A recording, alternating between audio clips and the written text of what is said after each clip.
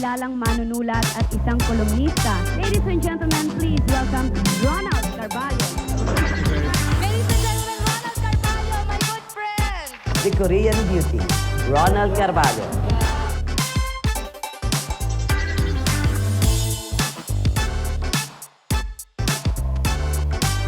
Direct Kwentuhan with Ronald Carvalho. Hello! Narito na naman tayo sa ating Direct Kwentuhan at today, nandito tayo sa pool bar ng Laccent Hotel. Tignan nyo naman ang view, napakaganda, overlooking the city. At ang pool, yan, alam nyo, libre yan sa lahat ng nag-check-in. Kung hindi ka naman naka-check-in, pwede ka rin lumangoy dito just for 1,100 pesos at may 400 na consumables sa drinks and food for the family, for the barkada. Mag-e-enjoy kayo talaga. Ganito kaganda ang pool bar ng Laccent. Kaya narito ang Direct Kwentuhan with Ronald Carvalho today with my special guest.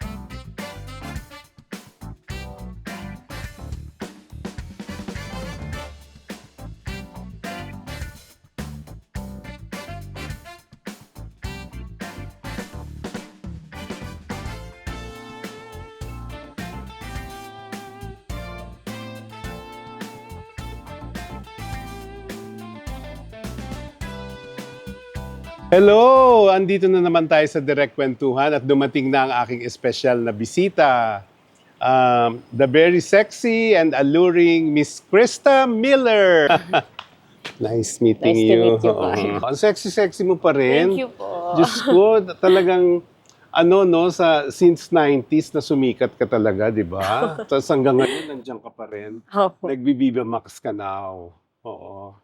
So, ano mga project sa Viva Max, Krista? Sa ngayon po, wala pa muna. Pero may nagawa na po ako sa Viva Max na yun nga, yung sponsor, directed by Direk Albert Langitan. And yung Wow Manida na first gag show ng Viva Max yun. So yun yung recently na nagawa ko sa Viva Max.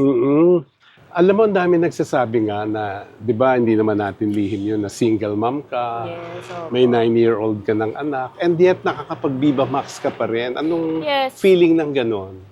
Carry pa naman as 30s na kasi ako naman, ngayon. oo, Oo. of course. Carry pa naman and ang dami pa ring mga fans na talagang nakasupport and talagang sila sa pagpapasexy ko pa din until now. As in, Oo. yung iba talagang, uy, kailan po yung next movie mo sa Viva Max, yung mga ganun. Which is nakakatuwa din kasi na talagang pa rin sila. Excited pa rin sila. Oo, kasi Oo. ka-excite ka naman talaga. So, Thank you po. hindi, paano mo in-explain sa mga anak mo na lumalaki na yun ang work mo talaga?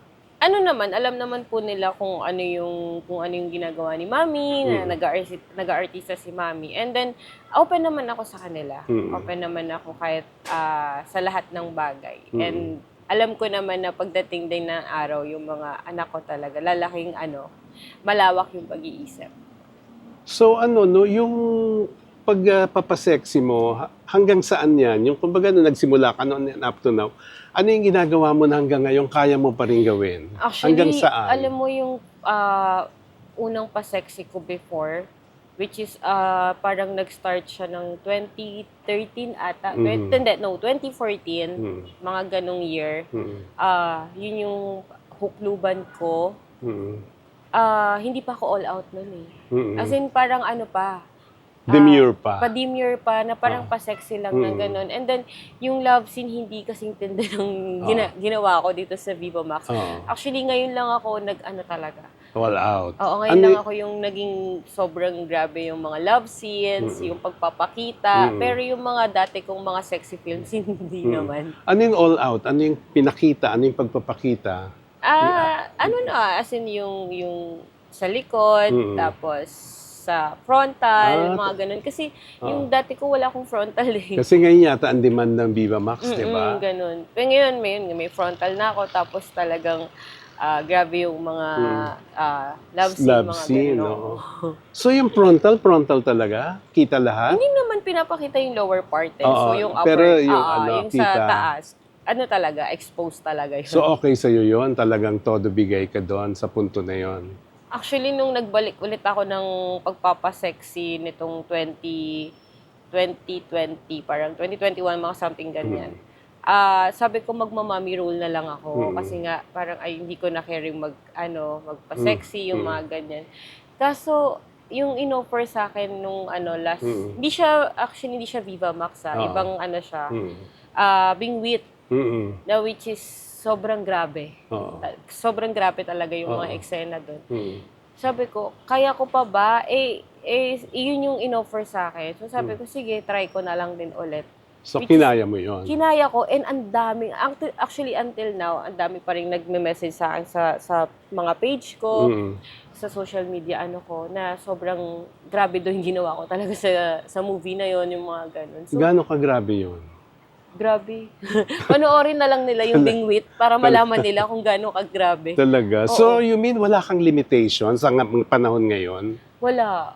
Kasi lalaban ka talaga ng sabayan. Wala. And yun nga, na-prove ko sa sarili ko na, kaya ko pa. And ang daming, kasi yung mga comment ng mga tao, sobrang galing mo, sobrang ganyan. Tsaka yung mga mga naughty comments, mga ganyan. Which is, ibig sabihin, na-satisfy ko sila dun sa ginawa ko. So, which is good naman. Saka sabi nga nila, di ba, single mom. Tas, MILF.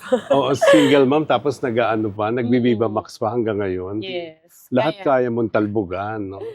Sino ba mga existing na sa tingin mo sikat sa Viva Max na babae ngayon? Actually, ngayon madami na. Ang dami na. Angelic Kang, di ba? Mga ganyan. And basta grateful na lang din ako sa sarili ko na kaya ko pang makipagsabayan. Ganun. Pero hindi na para competitionin sila or whatever. Mga ganun. May sarili kang lugar sa industriya, di ba?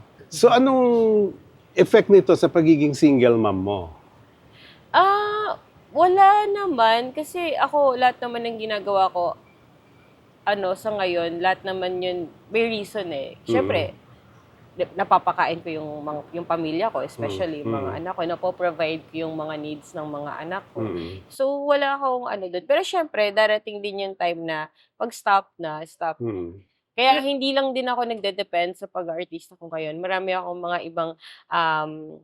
ibang option. Like, I mean, may mga ibang ko na ginagawa. Like, selling, mga ganon. And madami akong ibang nagvo-vlog din ako at the same time, which is malaking tulong din yun sa akin sa needs ng mga anak ko. Saka gumraduate ka ng communication arts? Sa FEU ba yan? Yes. Kasi, actually, nung nag-showbiz ako noon, isang SEM na lang ako Graduate na talaga ako. Kaso, Catholic school kasi yung pinasukan Catholic ko. School. Catholic school kasi pinasukan ko noon. So, hindi na ako pwede bumalik. Kasi syempre nagkaroon ako ng mga issues and nagpa-sexy na din ako yung mga ganyan. So, isang SEM na lang sana. Pero, dahil nga hindi na ako pwede bumalik, so, bumalik ako ulit sa FEU, which is back to second year ako. And yet, natapos mo? Natapos ko yan 2 years. So, yung mga classmates ko, yung prof ko, mas matanda pa ako sa prof ko. Yung mga ganun, pero wala, okay naman. So, ba't hindi mo gamitin yon more than sa pagpapasexy now? Nagagamit ko naman siya sa ngayon Kasi, syempre, communication arts sila, yung gumaga yung parang yung pagharap mo sa mga tao, lahat ganyan. And, nag-call center din ako before. Ngayon, nung bago ako magbalik showbiz ulit, nag-call center ako and nag-online teacher ako. So, lahat, nagamit ko din naman talaga siya. So, mas in-enjoy mo lang yung nagpapasexy? Mas ngayon, yun yung, syempre, hindi mo naman siya kayang pagsabayan Syempre, yung call center, yung oras mo doon. Tapos, syempre, yung sa online teaching, kailangan dedicated din yung oras mo doon.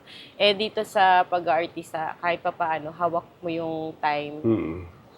At least yun ang kaibahan mo sa iba. Pero ano masasabi mo dun sa, di ba? Let's face it, yung karamihan sa mga Viva Max, naghuhubad, nagpapasexy. Pero hindi mo kasing yung educated, graduate, maganda ang pinanggalingan. Ano masasabi mo sa ganon? Ako kasi talagang inayos ko yung sarili ko. Kasi lahat yun dahil sa mga anak ko. So, sa dami ng pinagdaanan mo no? Sa dami ng mga pinagdaanan ko. And yung sa school talaga, as in talagang inano ko siya na matapos yun. Kahit kahit late na. Pero inano ko pa rin kasi gusto ko ipakita sa mga anak ko na sa kabila ng mga nangyari kay Mami and kahit single mom si Mami, kumbaga, ito, natapos ko. Ito yung diploma ko, ito yung mga nangyari sa akin. Pero yet, natapos ko. Gusto kong maging ano ako sa kanila, inspiration ako sa kanila. Which is, ano naman, sobrang nakakatuwa kasi ang talino ng mga anak ko. Oh, that's Tapos nice. talagang may, ano sila, may dream sila. Oo. Yung isa gusto magsundalo, pero mukhang magiging attorney kasi nga, laging nangangatwiran. And then yung isa naman, ever since pilot talaga siya. Mga So, bata maraming pa ito. tatrabahuhin si Mami. Oo, kasi tama. mabigat yun eh. Oo, pero nakakatuwa lang na meron, nakikita mo na meron silang dream talaga. So ano ma'am, ano may papayo mo dun sa mga mga sexy star na parang hindi pa inaayos ang buhay nila? Kailangan pa Siguro, bang may ano, mangyaring katulad ng nangyari sa iyo? Ako, ma-advise ko lang as matagal na rin sa showbiz and then marami na rin nangyari sa buhay. Huwag nilang i-focus sa pag-aartista lang. Payo mo sa mga nadadapa sa pag-ibig tulad ng pinagdaanan mo na pagkarami-rami? Pag nadapa, meron din mag-aangat sa'yo. Kasi ako dati sabi ko parang wala na't parang hindi na talaga ako siniswerte sa love talaga. Kasi lagi na lang akong tinitake advantage, laging ako na lang yung parang nagdadala sa relasyon. And right now, sobrang siguro binigay na sa akin ni Lord. So happy ka ngayon? Sobrang happy ako ngayon na may nasasandalan na ako, na pwede na akong, may naiiyakan na ako, yung mga ganyan. And may nasasabihan na ako na ang hirap naman, mga ganon. Tapos yun, may, kumbaga talagang tinutulungan ka na. Anong setup nyo ngayon? You live together with your sons? Oo, parang almost live-in na din. Minsan nasa Pampanga, minsan nandito sa taga Valenzuela kasi ako. So, minsan nasa Valenzuela. And then may mga plans na din naman kami para sa amin. Ganon.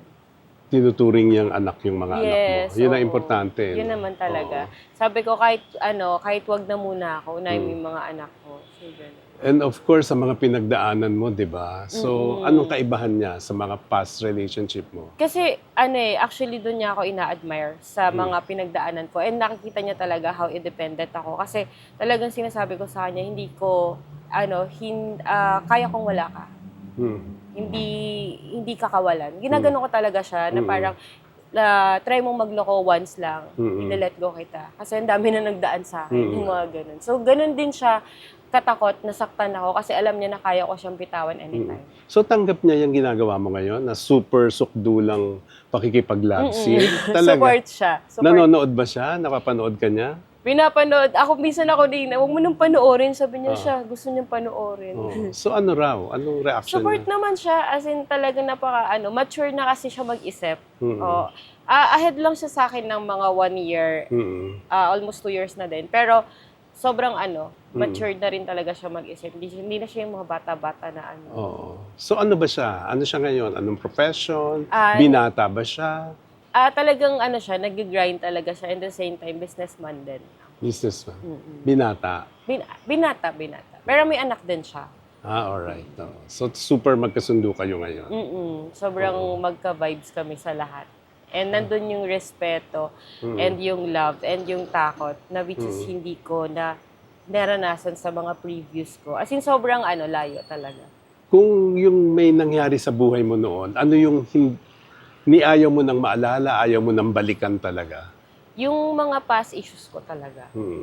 Although nagsilbi siyang sa aking great lesson, na kung hindi nangyari yon siguro, hindi nangyayari sa akin yung nangyayari sa akin ngayon. Parang alam mo yun, alam ko nagigets mo ako. Sobrang naging big lesson siya sa akin sa kung paano ako makitungo sa mga tao. Kasi masyado akong dati yung sobrang bait na talagang, sige, puro lang ako si oo, puro lang ako si okay, hanggang sa kinakain na pala ako. Mga alam mo yun, mga ganung klase. So ngayon, dahil na rin sa may anak ako, parang nagiging lahat ng desisyon ko, lahat talagang pinag-iisipan ko, and lahat ng pinakikisamahan ko, sinasabahan ko, lahat talagang dapat ko bang samahan to? Hindi, mga ganun. Kumusta yung relationship mo sa past relationship nyo is, kunwari sa dad ng mga anak mo? Nakalibing na ata sila. Ah. Asan Oo, sila? Oo. So, nilibing mo na talaga? Nilibing ko na kasi wala Oo. rin namang parang wala rin namang pinaparamdam. Oo. Oo, kasi So, walang support at all? wala. Ever since ako lang talaga. Oo. Kaya hindi na rin talaga para alalahanin pa.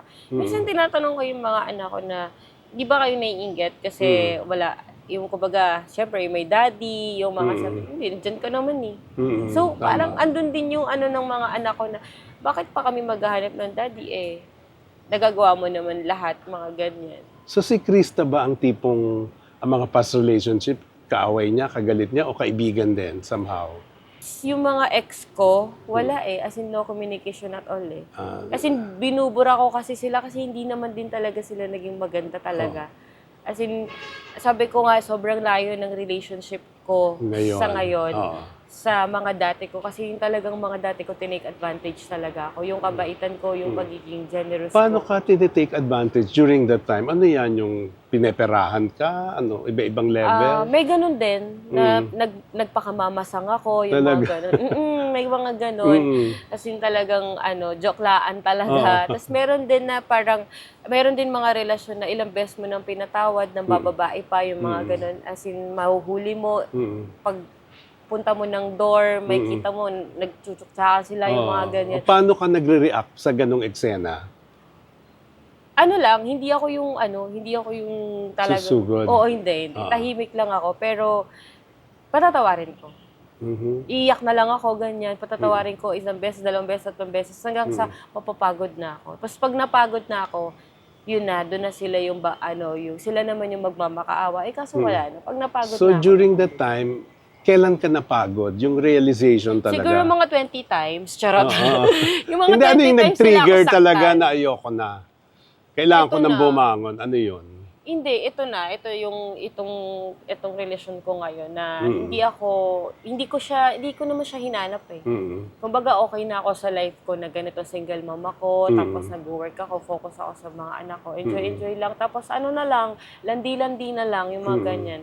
Pero yun nga, nung dumating siya na parang binago niya Binago niya talaga yung yung perspective ko sa love. So, ayun. So yung sinasabi mong landi-landi na lang during that time, paano Landi-landi naglalandi lang, ang ganun. sa Miller? Pakikipag-date ako, ganun lang. Tapos after, hindi ko to bet. Bala ka dyan. Ganun. Saan mo sila nakikilala? Minsan sa sa Facebook, nagpaparamdam. Yung iba naman mga common friends. So kaya minsan naman pag yung on the spot, makikilala ko sila yung mga ganyan. Tapos pagpaparamdam na yung mga ganun. Tapos imimit ko lang sila one day, tapos wala na. Puro ganun lang? Oo, ganun lang. Hindi kasi talaga hindi ako... Until dumating tong guy na dumating to? to, isa na to. Actually, itong bago, lang talaga, hindi ko rin talaga planong seryosohin. Kaso, iba yung effort niya. And parang iba yung, yung naramdaman mo din talaga na may iba dito sa tao na to. So, eventually, ayun na nagkasundo na kami. And then, sobrang boto sa kanya yung family ko. Gaano katagal na kayo? Bago pa lang. Mga ilan? Bago pa lang. Oh. Basta wala pang 1 year. Wala pang 1 year. Wala pang 1 year. So, pero napupursi mo ba na Oo, magtatagal na nakikitaan to? ko na Na siya na? Talaga? Kasi talaga, iba rin siya mapagmahal siya sa family niya. Yun yung nakikita ko talaga na sobrang siya sa family niya. And basta sobrang iba talaga siya. Yung mga dati ko kasi 2 months pa lang nakikitaan ko na pero nag-i-stay pa din ako. Ito wala pa rin ako nakikita. So, ito, hypothetical, paano pag may nakita ka uli sa kanya na hindi ka nais-nais, nahuli mo na naman? Na siguro pag tumagal na kami. Oh, yes. Hindi, sinasabi ko naman sa kanya, hindi ako na i-let go ka. Ay, Kasi magpapakamartir ka uli? hindi, for hindi him? hindi ako magdadalawang isip na bitawan ka. Ayun, oo. Talagang inaano ko talaga siya. Oo. So, ilang years ang binibigay mo? Ngayon talaga wala na, natuto na Oo. Wala na talaga. So, feeling Tsaka mo... dito sa relasyon ko ngayon, parang ako yung dominant. Nakakatulong ba yun? Hindi naman nakakatulong, pero ibig ko lang sabihin doon sa part na dominant is yung parang talagang binavalidate niya yung nararamdaman ko. Unlike So, sa give mga, and take. Unlike sa Hindi ka na previous- dinadatungan. Hindi na dinadatungan. Hindi na. And then, tsaka yung sa mga previous ko, kasi yung parang pag sinabi ko na nasasaktan ako pag ganyan, lalaban pa rin nila. Ito talaga pag sinabi ko na ayoko ng ganito, as in susunod talaga siya. So with him, ano ang hanggang saan at hanggang kailan ang kaya mong ibigay? Ay, basta ako, kids muna. Priority pa rin Oo. ng kids. Priority ko pa rin yung mga Alam niya yon. Alam niya yun. So ano lang ang pwede mong ibigay sa kanya? Love. Hanggang saan yung love na yon? Basta love ko siya, alam niya na yun. Gets niya na yun. Alam Walang hangganang love or may limitasyon pa rin? Unconditional love? Anong love? Basta sinasabi ko naman sa kanya na mahal kita. Kasi dati sinasabi ko sa kanya, ayaw kitang mahalin ng todo. Ngayon sinasabi ko sa kanya, mahal na kita, pero mas mahal ko yung mga kids ko. Na ayoko dumating sa point na kasi nangyari na rin sa akin dati na parang nawala ako sa sarili ko. Yung parang naging naging selfish na ako na hindi ko iniisip na may anak ako, mga Yun. ganyan. Oo. Kasi nagpapaka-depress ako, nagiinom ako, ganyan-ganyan na paano yung mga anak ko. So ngayon, ayoko mangyari ulit yun. So during that time, paano nga yung mga bata noon, nung ganyan ka? Nung naglalasing ka, nagwawala ka, dahil depressed ka? Ano ko pa din naman yung obligasyon ko as a mom. Pero kumbaga, nakikita nila ako na parang nadidistract ako sa buhay, mga ganun, which is ayoko mangyari ulit yun. Ayoko na ulit mangyari yung mga ganung pangyayari na talagang nadistract ako, tapos, So mas okay ang relationship mo sa mga anak mo ngayon, nakita nila na sobrang happy ako, which is, That's nice. natutuwa din naman sila. So si Krista ba bilang babae, nangangarap pang magpakasal, ikasal? Oo naman, syempre. Sa kanya na kaya ito, sa tingin mo? Sana. Sana. Ano ang dream, wedding, kung sakali? Hindi ko naman dream yung kumbaga, kung ano lang yung kaya. Let's be practical naman. Hindi ako yung naghahangad ng million worth ng wedding kasi kung ganun lang, inegosyo mo na lang, di ba? Tama. Di ba? Ang importante yung kayong dalawa. Kung gano'n katotoo yung kasi madami dyan na sobrang mahal ng gastos ng wedding pero hindi naman sila happy talaga together and then nauuwi rin sa hiwalayan. Ano masasabi mo dun nga kasi hindi mo pa rin alam up to now, di ba? One day, baka sakaling may mangyari na naman. Paano mo tinitreat yung mga kabet? Kabet? Oo. Bago pa mangyari siguro yun, talagang goodbye na. Subukan mo magkabet. Wala. Mabebetan mo talaga yung mangyayari. Oo. So, at least maganda ang mundo mo ngayon, di ba? Sobrang happy. Magaang lahat. Magaang lahat. Sabi nga nila, pag maganda yung mga nangyayari sa'yo, ay maganda yung taong nakapaligid sa'yo, magiging magaan ang lahat. Which is totoo naman. Ano ang magpapabigat at this point sa buhay ni Krista?